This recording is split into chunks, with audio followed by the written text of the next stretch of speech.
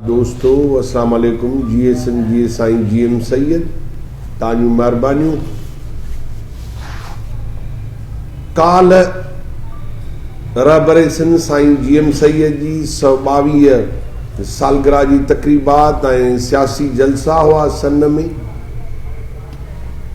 पर अवां ॾिठो त 15 तारीख़ खां वठी 15 जनवरी खां वठी रोडनि रस्तनि ते पुलिस फोर्स बीआरियूं वयूं ऐं सियासी कारकुननि जे घरनि ते छापा हया विया ऐं खौफ़ ॾहकाव ऐं ॾाढ जी हिकु फिज़ा क़ाइमु कई वई त माण्हू सन न वञनि। ट्रांसपोर्टरनि खे रोकियो वियो, तव्हांजूं गाॾियूं ज़ब्त कंदासीं, FIR थींदियूं, उहिदेदारनि कारकुननि जे घरनि ते छापा हया विया त सन न वञो। सिंध जे अंदरि फैशिज़म बदतरीन मार्शल आहे। केरु थो चए त हिन मुल्क में जमहूरियत आहे, केरु थो चए त हिन मुल्क में कानून जी हुक्मरानी आहे, केरु थो चए त हिन मुल्क में रूल ऑफ लॉ आहे। हिते त ॾाढ जंग ऐं बर्बरीअ जो कानून आहे। सियासी सरगर्मियुनि ते पीपल्स पार्टी खे इजाज़त आहे हुक्मरान जमायत जलसा करे, सालगिरहूं करे, वरसनि जूं तकरीबात करे, मज़हबी धुरनि, पीरनि, गादी नशीननि खे इज्तिमाउनि जी इजाज़त आहे। पर सन जेको पुरअमन सियासी जदोजहद जो मरकज़ आहे, सन जेको सिंध जी नई उम्मीद, नई तामीर, तरक्की, आज़ादी ऐं इंसाफ़ जी दरसगाह, उन दरसगाह जी नाकाबंदी उहा अयूबी आमरियत में भी हुई, उहा ज़िया जी आमरियत में हुई, उहा भुट्टे जे दौर इक़्तिदार में हुई, उहा नवाज शरीफ ऐं बेनज़ीर जे दौर में हुई, सैयद असीरी में, साईं GM सैयद नज़रबंदी में साहु ॾिनो। पर अॼु बि सन जी नाकाबंदी आहे। 95 खां वठी 2026 जे जनवरी ताईं सन नाकाबंदी, रुकावटुनि ऐं सियासी सरगर्मियुनि जे बंदश ऐं ॾाढ जे ज़िमरे में आयल आहे। मां कलो के हुक्मराननि जो अमलनि जी मज़म्मत थो करियां। गॾोगॾु जेके गिरफ़्तारियूं थियूं अञा ताईं असांजा कारकुन खणी गुम कया विया आहिनि। जिस्कम मारीसर जो सरबराह असलम खैरपुरी खे गिरफ़्तार कयो वियो। GSM क़ौमी पार्टी जे सरबराह नवाज़ खान ज़ोर खे गिरफ़्तार कयो वियो।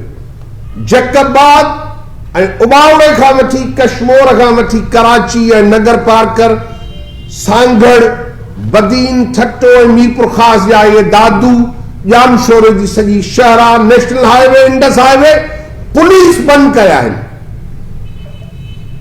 जबर हो रियासती कल जे सां मदे मुक़ाबिले थिया, पर हुक्मराननि खे छा वरियो?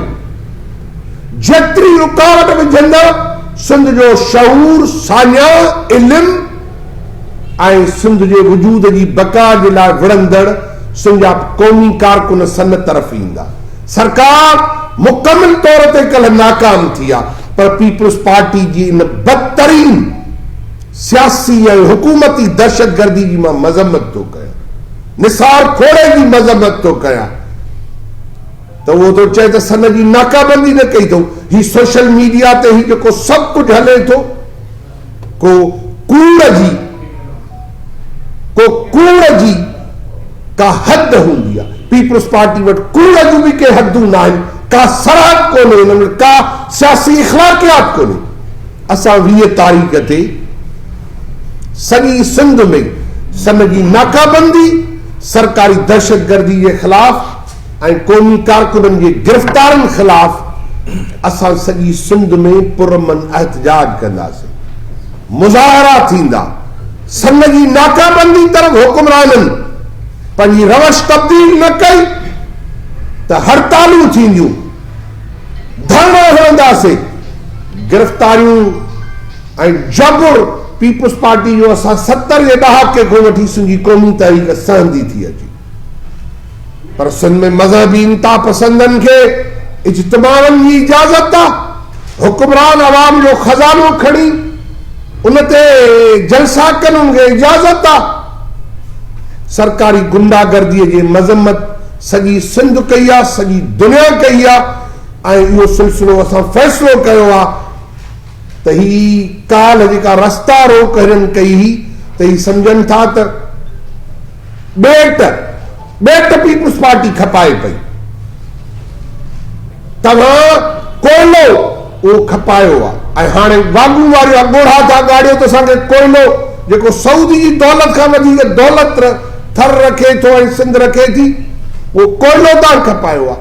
तव्हां गोरख पहाड़ ते कब्ज़ो करायो आहे, तव्हां दादू ऐं जापशोरे जे जबलनि ते कब्ज़ो करायो, उन्हनि जूं कटायूं पिया कयो, ढंढ कींजर ढंढ हाले जी ढंढ ते कब्ज़ो करायो, टूरिज्म, समुंड, दरिया, ॿेला, कारूझर, पहाड़, कोयलो सभु कुझु खपाए संगे करोड़ माण्हुनि खे बुख ऐं बदहाली में मुब्तला करे ऐं पोइ वागू वारा बिलावल ॻोढ़ा थो रोए त असांखे कोयलो ते कमु करणु नथो ॾिनो वञे।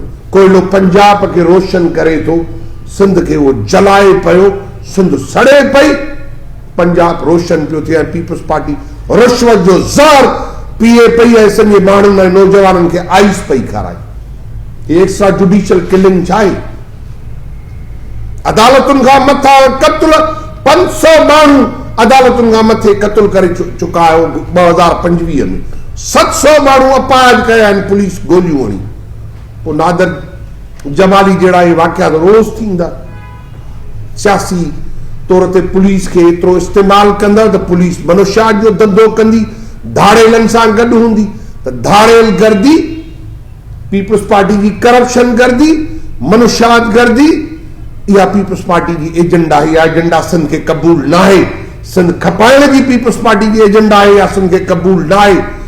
सन जो क़ौमी फ़िक्र तव्हांजे जबर ऐं ॾाढ जे ख़िलाफ़ मज़ाहिमत कंदो।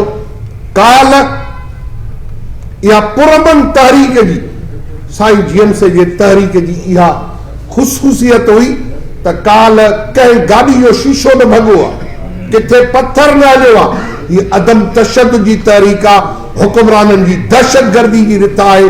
सिंध दहशतगर्दी खे शिकस्त ॾिनी आहे। सिंधी पुरमन तहरीक फ़तेहमंद थींदी।